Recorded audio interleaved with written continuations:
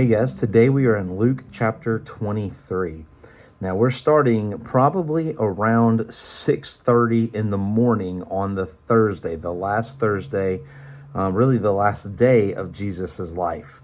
It says, then the whole company of them arose and brought them before Pilate. Remember on chapter 22, we let off with the Sanhedrin meeting and punishing him and saying that he's worthy of death.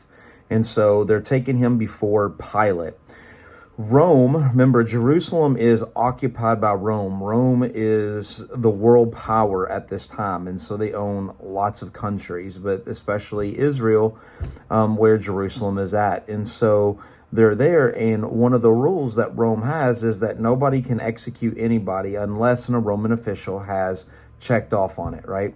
So the Jews cannot execute Jesus. They need the Romans, they need the Roman governor to check off on it so that Jesus can be executed, right? So that's why they go before Pilate.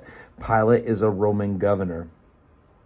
But notice what they say about Jesus to Pilate, this Roman governor. They accuse him of three things. One was misleading our nation, forbidding to give tribute to Caesar, and he himself is Christ, a king. So they went to Caesar, and they knew Caesar wouldn't care about somebody saying that he's a god, that he's the son of God, because they're Romans and they're Jews, and so they have different religion, and it wouldn't matter. So they had to come to this Roman governor with Roman reasons. And so once again, he said, hey, he's misleading our nation. He's a revolutionary. He's out to get Rome. He's trying to cause an insurrection in Israel, and they're coming after Rome. That's why you should kill him. If that wasn't enough, number two is he refuses to pay taxes to Caesar. He will not pay Caesar what is due Caesar. And then thirdly is he is a Christ, and it says a king, a Caesar, saying that he is better or above Caesar, the Caesar of Rome. Now, of course, all three of these things are lies. They are figments of their imagination, but they're saying what they need to get Jesus killed, right? That's all they care about at this point. And so Pilate asked him, are you the king of the Jews? Now remember, at this point, Jesus is probably there in his court, standing there, but Jesus has already been beaten, stripped naked. He has been whipped. I mean, he is just looking like just nastiness. And so here they're saying he's the next Caesar, right? He's just like, yeah, right. I mean, this guy, he's nothing. He's a homeless poor man who's been beat nearly an inch of his life. And even when he asked Jesus, hey, are you a king? He said, you have said so. He gave no defense that said he was a king. If you truly were a king and you were standing before somebody and said you're a king, you would fight for that. Jesus didn't fight for that. He just said that you said that. And Pilate said to the chief priests and the crowds, I find no guilt in him. Even though Pilate is a wicked, wicked, wicked man, I don't have time to go into it, but he was a wicked, wicked governor and killed lots and lots of Jews. But even at this point, he realized, man, this guy Jesus, he's not guilty of what they're saying. But in verse 5 it says, but they were urgent. It means they were riled up. They were ready to fight. The Sanhedrin, these chief priests were like, no, he is. And not only that, but he stirred up the people. They got the crowd involved. Remember, at the end of the day, Pilate is a politician. And so he needs Israel on his side. And so they're stirring up the crowd to get Israel against him and kind of force his hand into doing this.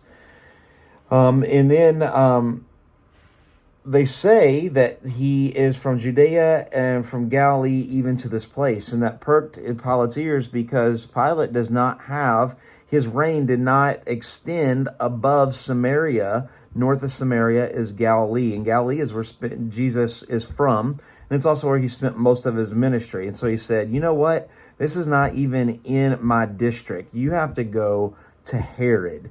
That's Herod's district, right? So it's another Roman governor.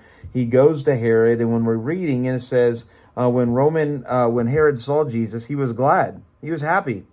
Not for the reasons that we want him to be happy, right? He was happy because he said he had long desired to see him.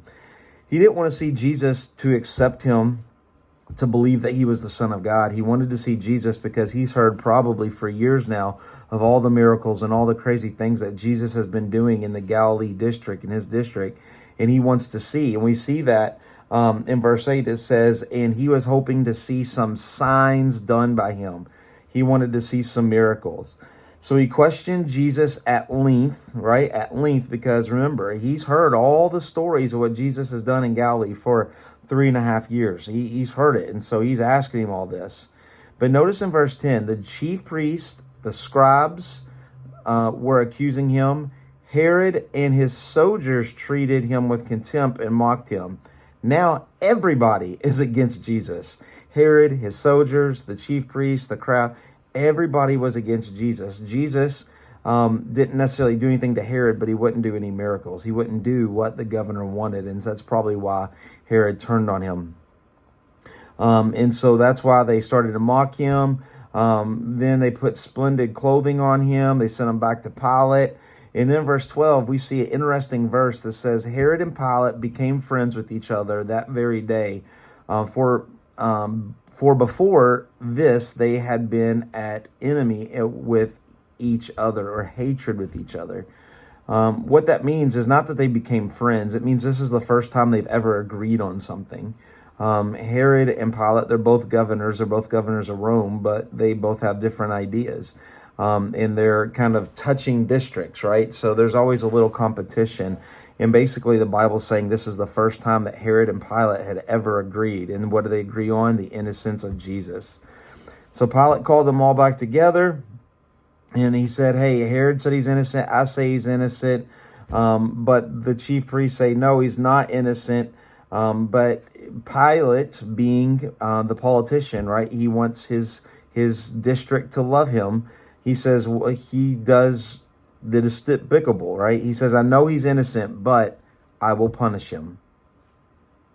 Thank goodness we live in America, right? Hopefully we don't get punished for being innocent. But here an innocent man gets published, and the governor knows he's innocent and still publishes him. And it says, and release him. He's thinking that he's going to release him because tomorrow is Passover. And on Passover, he releases one prisoner back to the Jewish nation every year as a goodwill effort between Rome and Israel. And so he's saying, I'm going to beat him and then I'm just going to let him go. But what happens, it says they all cried out, all the crowds, the chief priest, everybody cried out and said, away with this man and release to us Barabbas, this insurrectionist, this murderer, this way worse of a person. We want Barabbas. We don't want Jews. We don't want Jesus. And Pilate addressed them once more, desiring to release them, but they kept shouting, crucify him, crucify him. Now, when you read this, I mean, we know the crucifixion story, and we know this, and we kind of read past this, but what's amazing about this is probably, I don't know this to be true, but probably for the first time ever, you have a Roman governor trying to save somebody's life and the Jewish nation trying to kill somebody.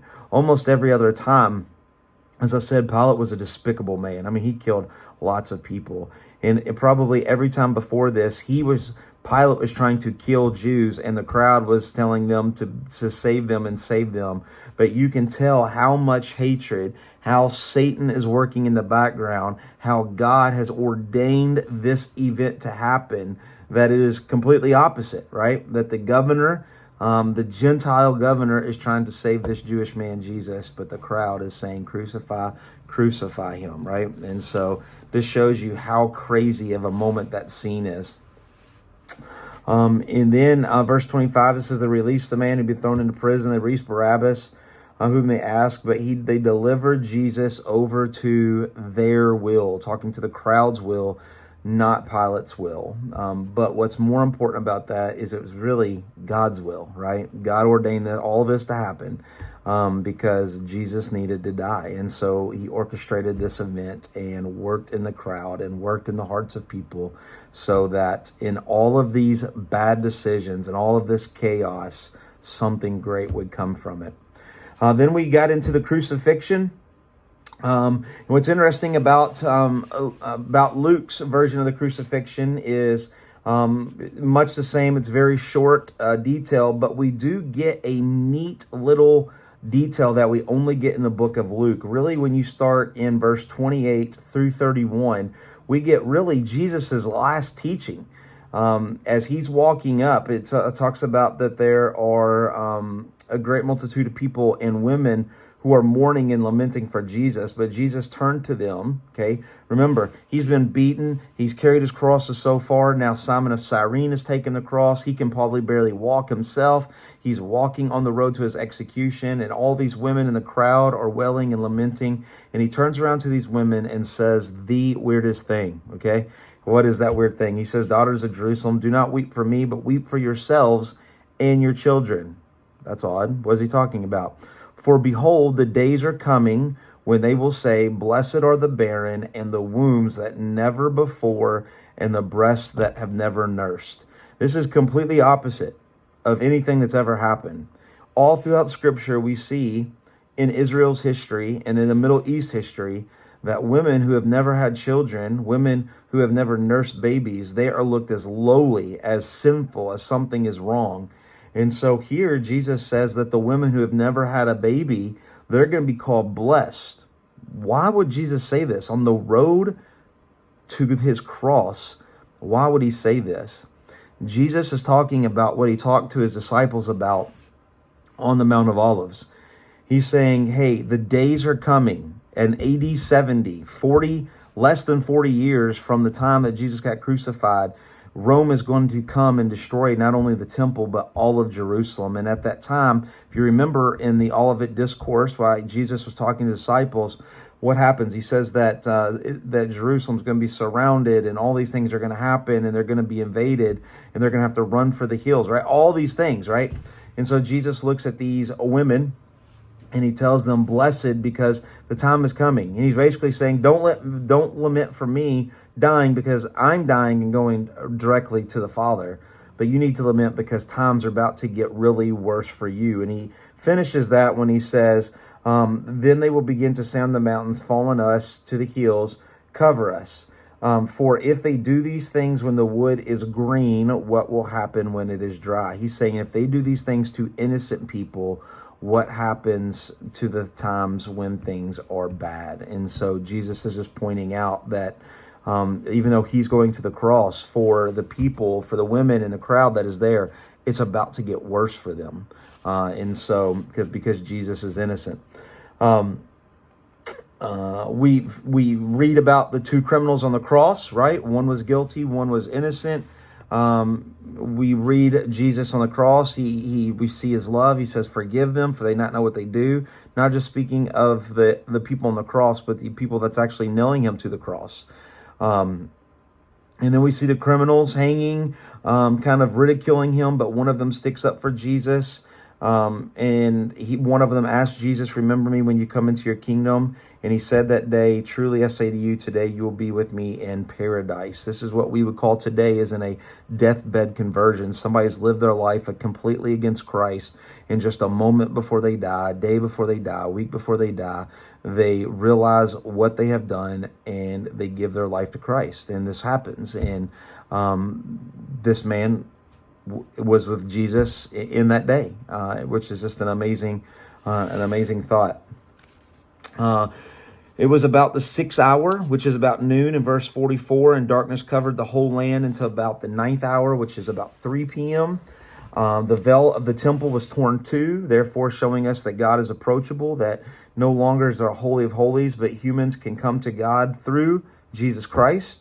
And then we see in verse 46, Jesus crying out with a loud voice, Father, into your hands I commit my spirit. We learn in John, he says, it is finished, tetelestai, it has been paid in full, that it is done. And so he breathed his last breath. And we see that the centurion said that he was innocent. We saw that the crowds watching this went home beating their breasts, showing that they know that Jesus was innocent. We see that all of his acquaintances and women were watching from a distance, but they knew he was innocent. So in all of this happening, right, the crowd we get this idea that all of Jerusalem wanted him dead, but there was a great multitude that realized that this was fake, that this was, Jesus was innocent, and that this should have never had happened. Because remember, in all of Jesus's teaching, even his disciples didn't realize Easter was coming, right? They didn't realize that Sunday was coming. We see that Joseph of Arimathea comes and takes his body. He's a rich man. He's a member of the Sanhedrin. He did not vote for the crucifixion of Jesus. Comes and takes him down, puts him into a tomb in a garden, literally just a stone's throw away from the cross. And so they prepare his body because it is Thursday. Because it is Thursday at 6 p.m., right? So he dies around 3 p.m. At 6 p.m. Starts Friday. Jewish calendars start at sunset, starts the beginning of the next day. So at sunset on Thursday begins Friday, begins Passover. And at Passover, because they are Jews, they all got to be home. They can't be working. They got to do the Passover meal, the Seder meal that we talked about just the other night, right? So they're hurrying up and getting him ready, but they couldn't finish it. And so they're going to come back and finish it. And it says that they returned. The women followed Joseph of Arimathea, probably some servants with him, saw where the tomb was laid, how his body was laid. And now the women go home to prepare spices and things so that they can come back on Sunday morning and be able to prepare that. Because even though Friday is Passover, it's a special holiday, you have Saturday, which is Sabbath, which is Sabbath, which they can't work. They can't go anywhere, and so they cannot return until Sunday morning, until Easter morning, right? And so they go home and prepare and do everything before the sun sets so that they can be ready when the sun rises on Sunday, that they can be there to anoint him and to finish the process that they would do to get him ready for burial. Hope all that makes sense. Man, I'm enjoying this. We got one more chapter in the book of Luke. That means we're almost done with 3 books. I'm so glad that you guys are doing this with me. And we will see you tomorrow on chapter 24. God bless.